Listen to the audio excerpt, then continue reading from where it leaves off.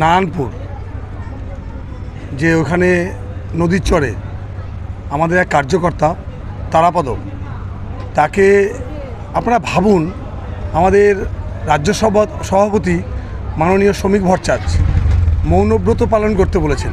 আজকে আমরা শাসক দলে, তা সত্ত্বেও আমাদের প্রাক্তন যুবর কার্যকর্তাকে মাথায় ইট দিয়ে, এই যে আমরা বারবার বলছি, এই যে তৃণমূল দলটা জিহাদি রোহিঙ্গাদের নিয়ে সরকার গঠন করেছিল, আজকে তার পতন হয়েছে, তা সত্ত্বেও এই রোহিঙ্গা, এই বাংলাদেশি জিহাদিদের নিয়ে এখনও পর্যন্ত দেখুন বিরোধী থাকা সত্ত্বেও আজকের আমাদের শাসক দলের কার্যকর্তার উপর আক্রমণ করছে।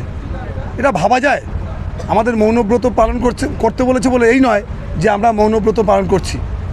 আমরা এই জিহাদিদের বিরুদ্ধেই আমাদের লড়াই ছিল। আজকের ভাবুন, আজকের আমরা যদি ভারতীয় জনতা পার্টি আজকের 2026-এ ক্ষমতায় না আসতো, আজকের এই রোহিঙ্গারা আমাদের সনাতনী হিন্দুদের যে কী অবস্থা করতো, সেটা তার প্রমাণ, জলজাত প্রমাণ আজকে নারায়ণপুরের ভারতীয় জনতা পার্টি কার্যকর্তার উপর যে আক্রমণ।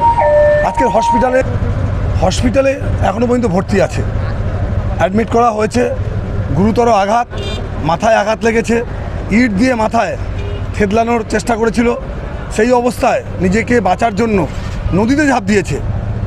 আমরা এই মুহূর্তে একটা ডিঙি নৌকা জেলে তাকে উদ্ধার করে হসপিটালে ভর্তি করেছে।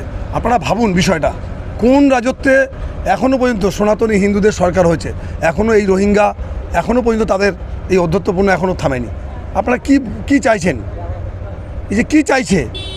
আমাদের শান্ত পশ্চিমবাংলা বর্তমানে রাম রাজত্ব, ভারতীয় জনতা পার্টির সরকার হয়েছে।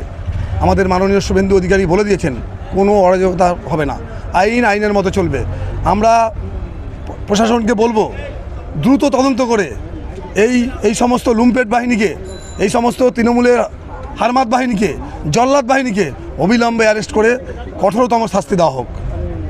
যে ব্যক্তি আক্রান্ত করেছে তাকে জানেন? নওশাদ তৃণমূলের গুন্ডা, জিহাদি। এই জিহাদি নিয়েই তো 26-এ লড়াই করেছিল। আজকের এই জিহাদি নিয়ে যদি লড়াই করে যদি 26-এ কোনো রকম ক্ষমতায় আসতো, হিন্দু সনাতনী ভাইরা কেউ পার পেত না। সেটা আপনারা আজকের এই ঘটনায় বুঝতে পারছেন। যে আক্রান্ত আপনাদের কি কর্মী?